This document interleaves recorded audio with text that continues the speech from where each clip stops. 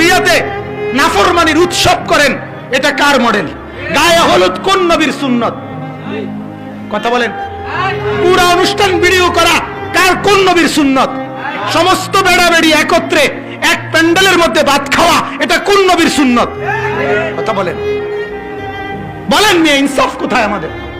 কোথায় আমরা হারিয়ে গেলাম? ইসলাম আমরা ছেড়ে দিলাম, কোরআন আমরা ত্যাগ করে দিলাম, রাসূলকে আমরা বিদায় জানাইলাম, নবীর 23 বছরকে আমরা প্রত্যাখ্যান করলাম। ও নবী মুহাম্মদ, লাগবে না তোমার 23 বছর। তোমার তায়েফের রক্তের কোনো মূল্য আমার কাছে নাই, তোমার দান দান শহীদের কোনো মূল্য আমার কাছে নাই, তোমার 14 দিনের পেটে পাথর বাঁধা ক্ষুধার কষ্টের কোনো মূল্য আমার কাছে নাই।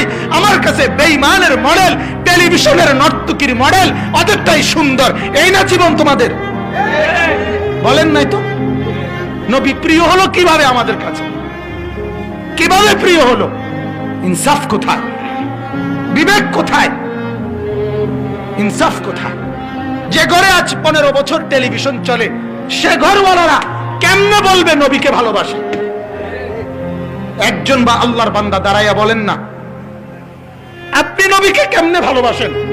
যে ঘরে নর্তকী নাচে, যে ঘরে নাটক সিনেমা ছাড়া দিন যায় না, রাত পার হয় না, যে ঘরে নাটক সিনেমার উলঙ্গতা, গান বাদ্য ছাড়া জীবন কাটে না, সে ঘরওয়ালারা আল্লাহকে ভালোবাসে? সে ঘরওয়ালারা রাসূলকে ভালোবাসে? যে ঘরে ফজরের নামাজ পড়ে না কেউ, সে ঘরওয়ালারা আল্লাহকে ভালোবাসে? জুমার নামাজের দিন পুরা মসজিদ ভরা, প্রতিটা মসজিদ বড় হয়, প্রতিটা মসজিদ দোতলা হয়, প্রতিটা মসজিদ বারান্দা বাড়ায়, জুমার নামাজে জায়গা হয় না। মসজিদ কি জুমার নামাজের মসজিদ? কথা বলেন না কেন?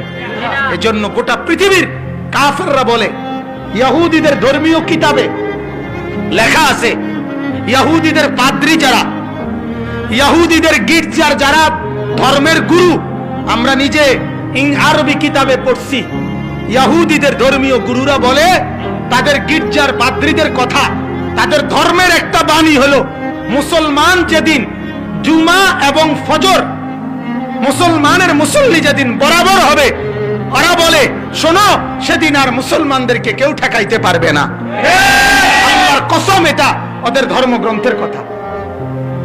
এজন্য ওরা কোনোভাবেই ফজরের নামাজের মুসল্লি বাড়াইতে দিবে না। এটা ওদের ষড়যন্ত্র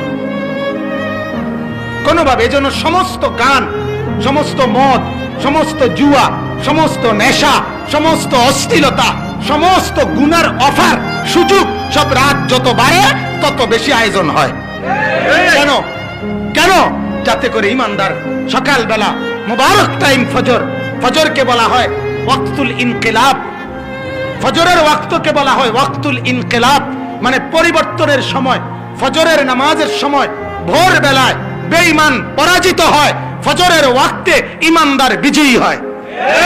এটা কোরআন, বিশ্বাস করেন, এটা কোরআন।